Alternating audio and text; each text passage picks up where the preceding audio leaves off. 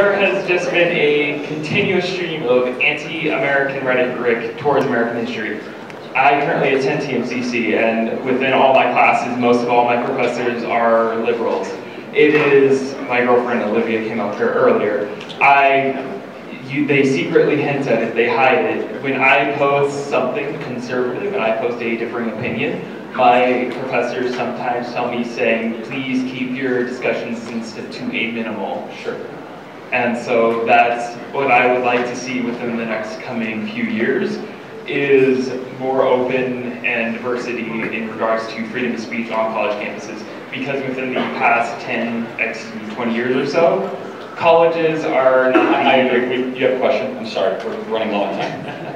So, what I'd like to ask you is, within your tour, are you going to mention the anti-American rhetoric towards our history? Yes. So, there's huge anti-American rhetoric towards our history. The 1619 Project is a horrible misrepresentation of the American story, the American journey. This has infiltrated the highest levels of the academy.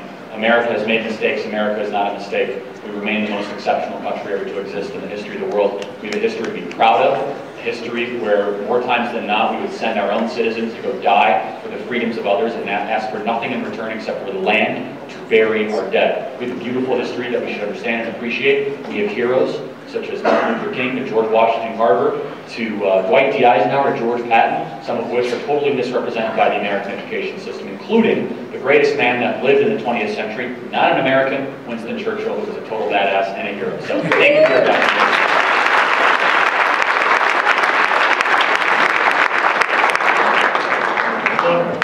I think I would agree with a lot of what you've said, but I have some worries about the way in which it's being framed or packaged. On your website, your quote describing this tour is, "Politics is a byproduct of winners and losers of the culture war.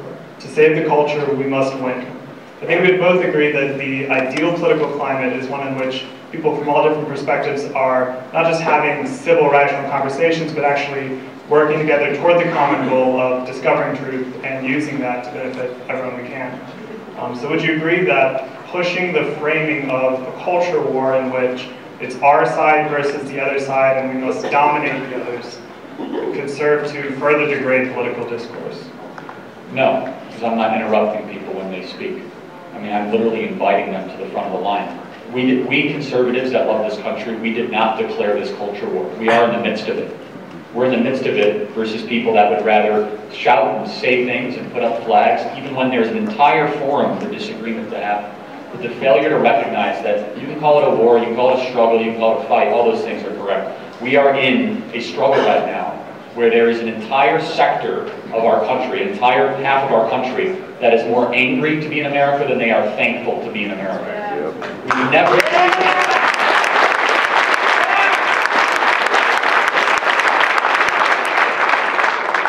When you are thankful for something, you can still critique it when you're thankful for something, right? But when you're angry, which I got a lot of anger from the various, I think 4 or 5 different protest outbursts tonight, all of a sudden it becomes very easy to sell deconstructionism. Deconstructionism is a very specific philosophical school of thought that is taught in the academy, either overtly or covertly, that essentially is teaching young people that this country must be radically redefined, and that the current structure in its sense is one of exploitation, of patriarchy, and must be teared down from within. So our goal is to, look, we're metaphorically punching back, not literally, that's what they do to us. And so yeah, I mean, I agree, I want to have that discussion, I want to have that dialogue, but I'm also not going to compromise on truth. And I'm afraid right now that's happening far too often across our country. Thank you.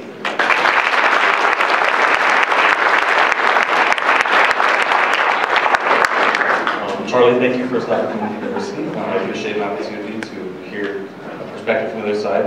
I'd like to say though that I think while Turning Point boasts some admirable goals, I have some doubts about the authenticity, about the organization of the movement overall. I think at this point Turning Point is more concerned at the base level of, more concerned with things like owning the libs and sharing memes to perpetuate this culture war, like you say, we're in the midst of, not contributing to the fight against. I have doubts that you guys are actually providing a true, valuable political discourse, and rather you guys are only furthering this political polarization that we see today. How do you address that, and do you believe that Turning Point has changed to be something other than what those goals are, those original goals are? Look, I'm going to say this time and time again. Find me one liberal organization that demands conservatives go to the front of the line. Do you know one? Well, I was going to wait, but they told me. No, I know. But, right. I mean, show me. The point is this, like, and I let you talk uninterrupted, it's an interesting point, one I'll disagree with. We are trying to be the ambassadors of decency and dialogue and discussion, where if we lose speech in our country, we lose so much we take for granted. I think my question is a little bit different. I think, in my personal opinion, that Turning Point and its representatives, you and Candace Owen specifically, lack the nuance that complex issues that our political climate is giving to us right now. And it's my opinion that you guys aren't taking it as seriously, and you guys are only perpetuating this idea that we need to be more organized. Do you think there's any validity to that idea, or do you disagree? I disagree, and anyone, including yourself, can ask me about the depth and breadth of any issue, and I think I can hold my own against the best issue. Effort to provide a political. I would say yes, you would say no. Well, then how do you explain the memes that are on Facebook and all on your Instagram and things like that? Doesn't seem like a very authentic political movement to me. That's what I'm saying. Well, I understand, but my question is, I'm challenging the earnesty of that's fine. Again, we're going to disagree here. I don't think I'm going to convince you, but if anyone wants to challenge my particular breadth or depth on any particular issue, they're more than welcome to do so. So thank you. I appreciate that.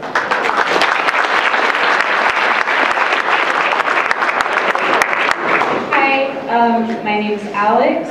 I honestly didn't know who you were until I saw people handing out flyers. I decided to come because I was like, why the hell not? Thank you. I'm a liberal, but I'm not the type of liberal that would like scream and everything. So.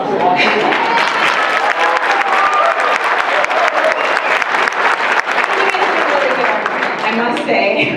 So, but I'm not a huge Christianity fan. I'm sorry.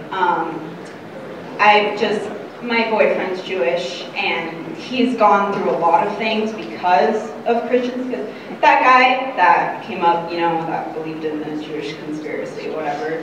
Just imagining my boyfriend running the world as an evil dictator because he's a Jew. Yeah, I joke about him like that all the time. But my question is basically about Christianity. Do you think that with your what you're like standing for right now, do you think it's possible to convince people that aren't Christian to follow you? Because I know a majority of people here probably Christian, right? Yeah. So I'm wondering, do you think there's a way to pull people to your side that aren't Christian, atheists, Muslims, whatever? Yes. Okay. I said one thing that someone could interpret as a religious statement. I said the Bible is the greatest book ever written. Besides that, everything I have said tonight is secular in nature. I did not quote scripture. I did not talk about the divinity of Jesus Christ. I could have, and I might, probably shouldn't, I don't know. But instead I talked about, that was the one statement. If someone wanted to extrapolate one thing that I said, but look, we have plenty of members and plenty of people that follow us and support us that are not Christians, and that's perfectly fine. We are not a religious-based movement. We're rooted in three big ideas, the ones I laid out at the beginning of the speech. Yeah. But I feel like people cherry pick because my mom's very Christian. So about 2 years ago, I came out as bisexual, and the first thing she did was drag me to church, literally that day. That day, yeah. And if you read the entire Bible through and through and believe in the entire thing, I can imagine everybody in here doing the same thing. Okay, so this is a long conversation, right? So I'm going to ask you to think of one thing, just one thing, okay?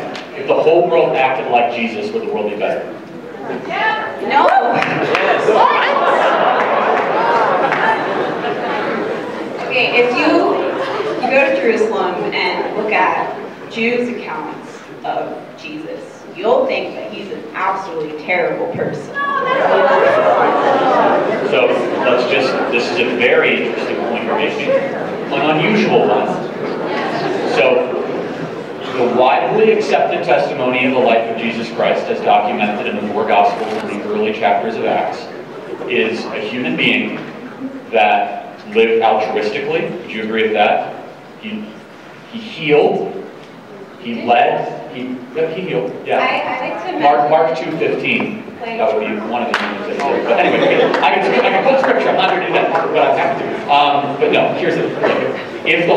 Whether you believe in the divinity of Jesus or not, if the world lived like Jesus, would the world be a better place? Even an honest atheist would say yes. Because the entire moral code, of which we all consider good and bad, is based around the idea of telling the truth, of helping others when they're in need, of thinking above just yourself and thinking what you can do to play your part in the world. All those things stem from the teachings of Jesus Christ in the Bible. I appreciate you being here. I want to get some other questions.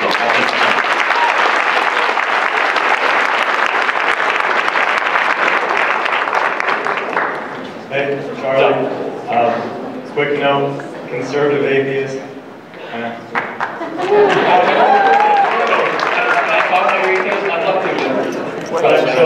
So my question doesn't revolve around the religious aspect of conservatism. I more so have a question about gentrification. So one of the larger problems that we see in like inner city communities is like disinvestment. And when you reinvest money in an area, you make that area better. And since most people in this country are white, if you make an area nice, people are going to want to move in. So then you're going to get a bunch of white people that move in. But when you do see property values come up, you cause like urban sprawl, and you get a lot of problems with pushing people out of those communities. Do you think there's a way to reinvest in black communities to try and raise up the people who've been struggling in those areas without So 2 things. kicking them out? So 3 things actually. Number 1, disagree with your analysis a little bit. Too long, too deep to get into it. But I'll just put that aside. Number 2, let's take the premise as 100% correct. So President Trump passed in the tax cut bill something called opportunity zones. Over $80 billion have now been privately reallocated towards reinvestment, manufacturing base, real estate in these very urban areas that which you're talking about. $80 billion. President Trump gets no credit for it. So that would be my answer to that. With your permission, I'd love to ask you about your atheism now. Is that okay? Sure. Okay. So I would like to note that I wasn't disagreeing when it came up. I was just trying to get your opinion. No, I find it interesting to meet atheists because I am perplexed by it. So my first question is, do you hope you're wrong? So I do run into, there are some things that I sometimes think about. But do you want there to be an afterlife? Yeah. Okay, good. I just don't. I mean, I think it'd be nice if all the good people got to go somewhere and all of that. I just don't happen to believe in that. So are you an agnostic or an atheist? Huge difference. I think I consider myself an atheist. I don't think that there's anything after. But I do think it would be nice, but I just don't believe that it is there. Well, that's good, because that's the first step, because if you hope you're right, then you're hoping for something that's not good. And that would be not correct. So I'm going to say one thing, I mean no offense by this, but I'm going to say, without God there would be no atheist, so I just had to get that off my chest.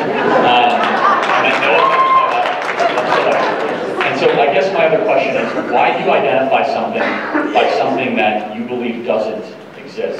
So for example, I don't say I'm a Santa Clausian, right? Like that wouldn't be a thing that I do. Why would your affiliation spiritually be about the negative of something? And what gives you the certainty that that something doesn't exist?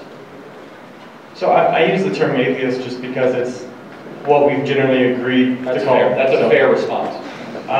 If you want to ask me why it's like that in the first place, I don't know. Okay, so the last thing I'll say is this. I'm going to tell you what I think. Something to think about, because I can tell you're coming from a good place. I don't have enough faith to be an atheist.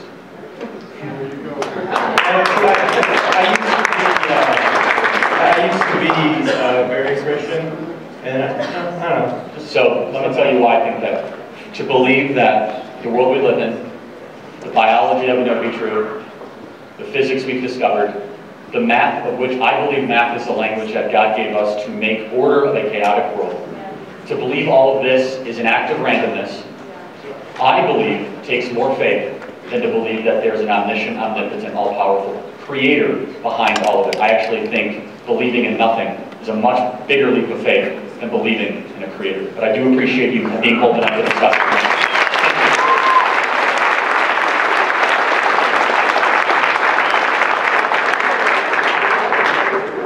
Couple more. Hi there, it's a pleasure to meet you tonight. So like probably most of us here, I'm a college student, and I hadn't heard about Turning Point USA until this semester. And it was kind of a new phenomenon for me to hear that there's a group on campus that speaks for someone outside the left, which is pretty revolutionary at my age.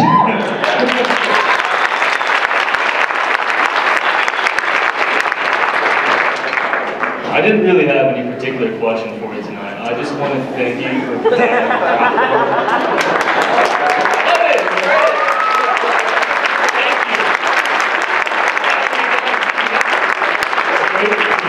that there are still people that support the freedom to express yourself and have discussions and the freedom of speech. And there's nothing more demoralizing than knowing that it's primarily, I guess, on campuses, that if you don't agree with a certain mindset, that you can be ostracized and rejected. Well, thank you for being here tonight. Thank you for the compliment.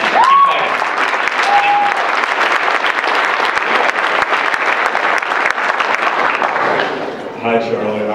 I'm a big fan of your small government stance. I just want to know when you think we'll be able to get to a point where we will have no government and be able to run my corporation. Are you an advocate? Not particularly. I am just curious. Are you? So I can't tell if you're being facetious or not. I am asking this question in good faith. Okay. So I don't believe in anarchy. That's my answer. I have no response. Thank you.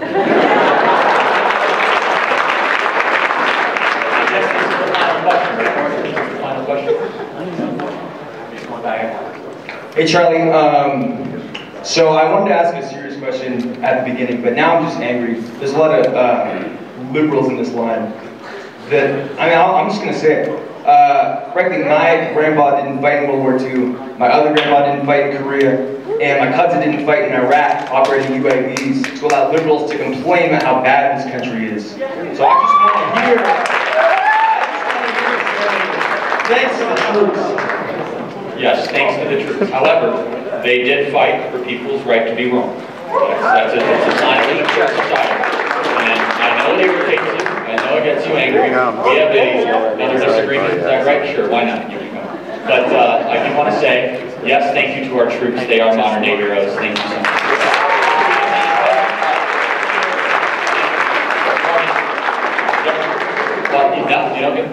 We're going to hold the mic. Grand finale. Okay, well, as a veteran, I could not respond to that. As a liberal, and you answered well. So thank you for saying that. Every single person who served in the military fought for your right to say what you want. But here's why I had to come up here. Sorry, bad public speaking. So I think these are the kind of arguments that your style encourages. It seems to me that you use this troll type of personality and you use the humor and stuff, and I get that that's fun, but it gets people, I feel like you intentionally get people worked up so that you get these screaming and upset, worked up answers. Like I'm worked up right now, but that's just like social anxiety. So it makes it really easy, I think, for someone who's very calm and well-spoken for you to sit up here and knock down these attacks as they come up to you because people aren't speaking clearly. It's not really enough time to lay out the arguments here. So it helps you, to me, set up this very non-representative idea of what the left is in America. And from everything I've heard you say here, I really don't think it's representative of what I believe, everyone I know who's liberal. So it just doesn't seem like a fair... Can I ask you a question? Yeah. Okay, so where is conservative Antifa? Where is conservative Antifa? Yeah, why isn't there an Antifa equivalent? Why isn't there an Antifa equivalent on the conservative side? There is. If we saw Charlottesville, all the white supremacist What we groups did in to them. Charlottesville. We kicked them out of our ranks. We said we don't want anything to do with them and they're evil. This Because is the Democrats embrace Antifa. But this is exactly what I'm talking about. That's not what I'm talking about. I'm not saying that Antifa is not representative of the left in America. Why won't the leading Democrats in Congress denounce I it? don't know. Because it's their base. Why won't Trump denounce the white supremacists? He did. He did. Read the transcript. He said they're evil people. How many times has Bernie Sanders denounced violence? I'm sorry? How many times has he denounced violence? Every time it happens. No, I said Bernie Sanders. Oh, I'm sorry. Well, let's go. Exactly. No, Trump or actually. Okay. I don't want to get into a back and forth. That's fine. But what I'm saying is this really, do you really think that the ideas you're throwing up here, that liberals all just want to destroy America, we hate America, we're all so angry, do you really think that's true? You were screaming at me outside. No, the American left, as it is dominant in the Democrat Party and in all the chambers of Congress, such as represented by Ayanna Pressley, Ilhan Omar, Alexandria Ocasio-Cortez, and Rashida Tlaib, they want an America that is fundamentally different than the three ideas I laid out. They're leading the entire movement of progressivism. We have Senator Bernie Sanders in a forum say that we need population control. We have former Congressman Beto O'Rourke saying that we should tear down all the walls on the southern border. We have Cory Booker, who says we need massive gun confiscation. I've never heard them say a nice thing about America. They want a completely different trajectory. And I'll go back to my point. Conservatives, we expel the demons in our ranks whenever we come in contact with them. The left embraces and replicates them.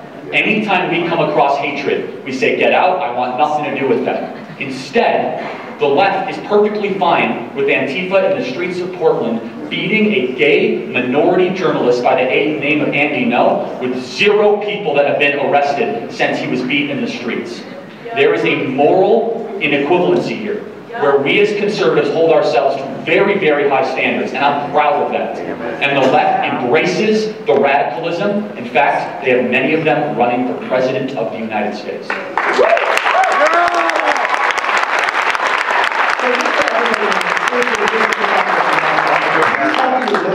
Talk to liberal people in your family and get a real understanding of what people in America have. They all stopped talking to me. When someone that comes up and is talking about unity gets interrupted 5 times, it doesn't really bode well if the left really wants what's best for freedom of speech and discussion and decency. I want to thank you guys for coming tonight.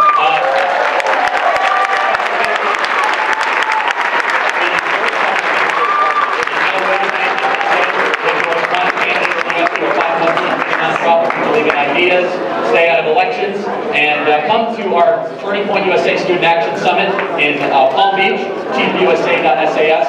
Fight for America. We are the luckiest people in the history of the world that live here, and at this time, preserve national